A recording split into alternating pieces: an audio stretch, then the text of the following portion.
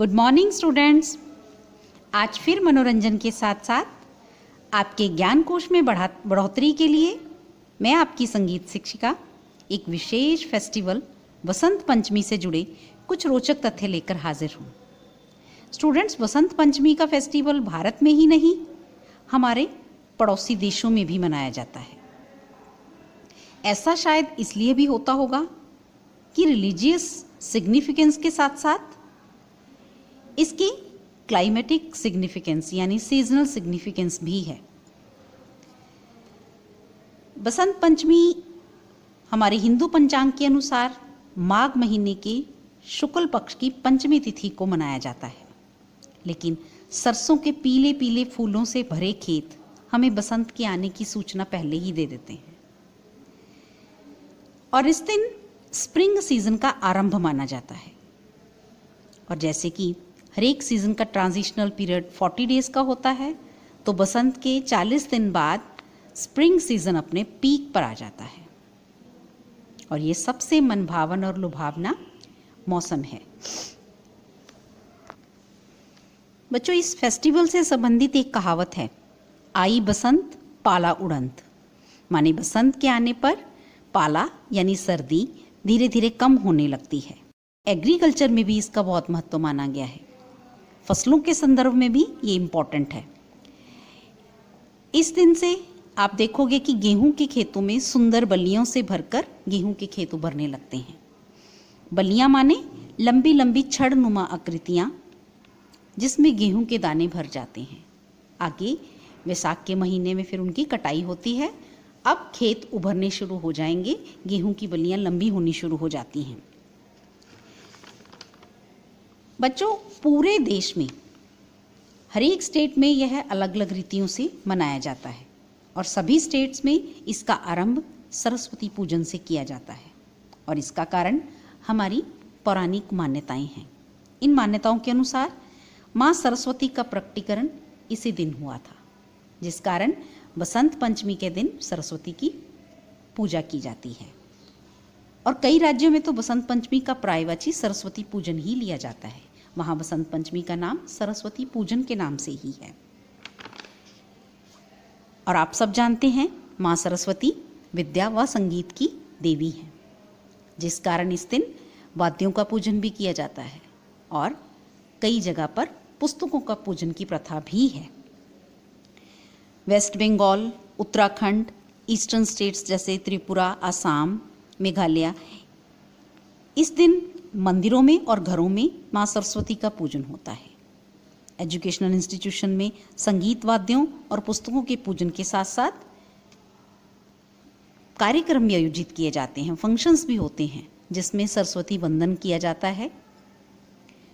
अब ओडिशा स्टेट में यह फेस्टिवल विशेष उल्लास व परंपरागत ढंग से मनाया जाता है। यह फेस्टिवल लगभग 3 दिन के लिए मनाया जाता है।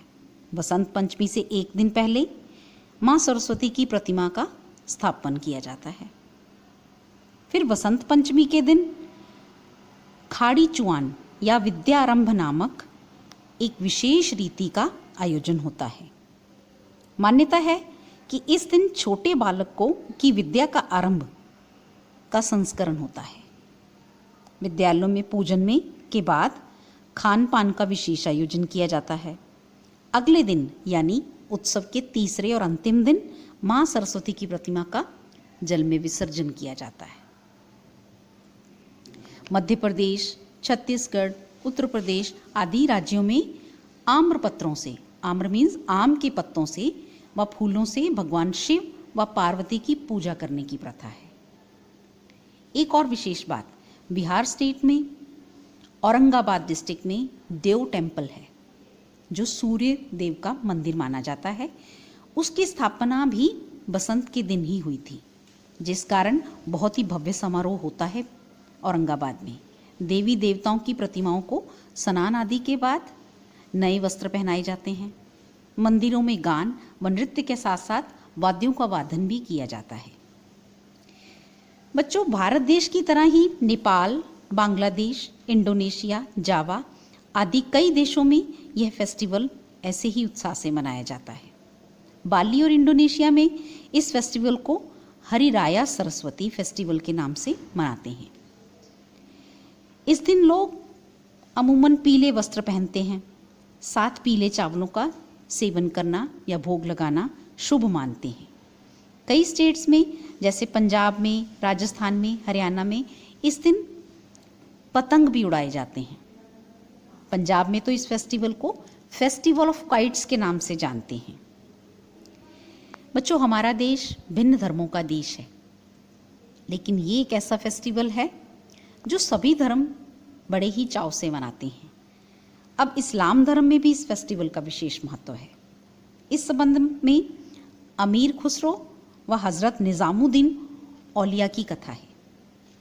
कहते हैं, उदास निज़ामुद्दीन औलिया को खुश करने के लिए अमीर खुसरो ने हिंदू धर्म के इस फेस्टिवल का प्रारंभ इस्लाम धर्म में किया। इस दिन पीले गेंदे के फूलों से निज़ामुद्दीन औलिया की दरगाहों को सजाया जाता है और पीले साफे को सिर पे धारण करके अमीर खुसरो जी की कव्वालियों का गायन उनकी दरगाह पर किया जाता है। बच्चों, ये फेस्टिवल का वर्षों से इसी तरह मनाया जाना इस बात का प्रमाण देता है कि हमारी अर्वाचीन संस्कृति हमारे आधुनिक जीवन का पुख्ता आधार है। ये रीति रिवाज, ये त्यौहार हमारे सामाजिक जीवन को रंगीन बनाते हैं और साथ ही सर्वधर्म सम्मान व भाईचारे का संदेश हमें देते हैं। ओके बच्चे, थैंक यू बेटा।